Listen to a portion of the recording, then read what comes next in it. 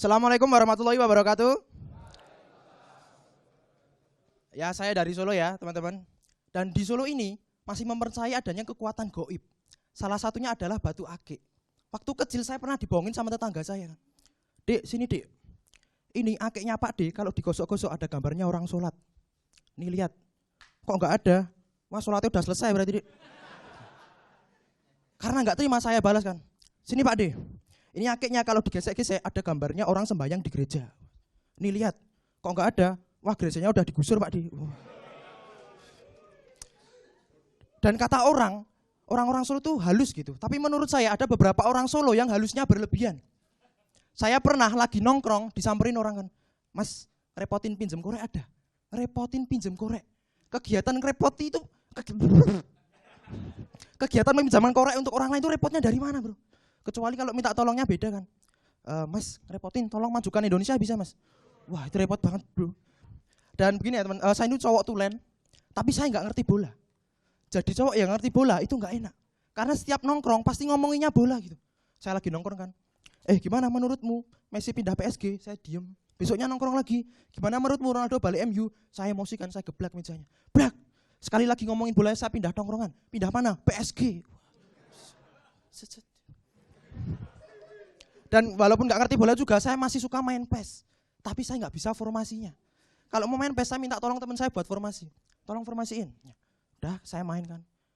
Kok timku keserang terus? Kok kiperku kegulan terus? Saya lihat lagi, kok kiperku Ibrahimovic. Ibrahimovic kan nabi kan. Waduh. Dan saya pernah punya pemikiran liar teman-teman. Gimana kalau sistem pembayaran rental PS itu digunakan dalam sistem pembayaran Open BO? Misal ada mbak-mbak Open BO, 300.000 per jam. Padahal rata-rata durasi laki-laki kalau berhubungan badan itu cuma sekitar 10 menit. Misal ada laki-laki Open BO kan, main set. Sudah 10 menit selesai. Mbak, ini masih 50 menit, ninggal dulu ya. Besok tak kesini lagi. Besoknya kesini lagi kan. Mbak, iya mas, mau lanjutin yang kemarin. Kemarin sampai mana ya mas ya? Kita sampai sini mbak.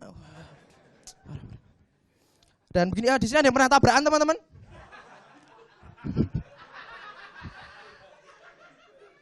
Saya pernah ya lagi di jalan nabrak bapak saya sendiri. Sumpah bro, sumpah. Dari ceritanya saya lagi naik motor, tiba-tiba ada motor keluar dari gang langsung nyebrang. Saya otomatis refleks miso ya, nggak mungkin refleks pantun kan. Ada motor nyebrang, ada udang di balik batu. Hei sayang I love you, wah nggak mau ya. Saya refleks miso gitu. Woi, naik motor pakai matamu picek. Dia buka helm kan, set. Loh bapak, semenjak kejadian itu, suasana di rumah jadi canggung. Saya sama bapak sempat nggak ngobrol beberapa hari. Sampai ada momen di mana saya lagi makan, bapak saya lewat di depan saya nyenggol piring. Set, sorry motornya bapak tetel. Dan walaupun begitu saya sayang sama bapak saya. Bapak saya itu adalah sosok yang religius bagi keluarga saya gitu. Beliau itu suka nonton pengajiannya Zakir Naik di YouTube. Kalian tahu Zakir Naik ya? Ulama dari India yang selalu pakai logat India gitu. Hey brother, do you believe or not? I tell you it's not about quantity, it's about quality. In the Bible chapter number 4 it said that Holy Spirit. Gitu.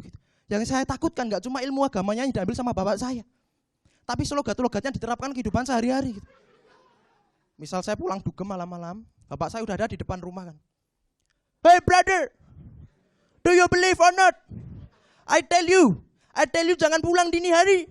It's not about me, it's about tangga-tangga gosipi. Matamu picek. Terima kasih teman-teman.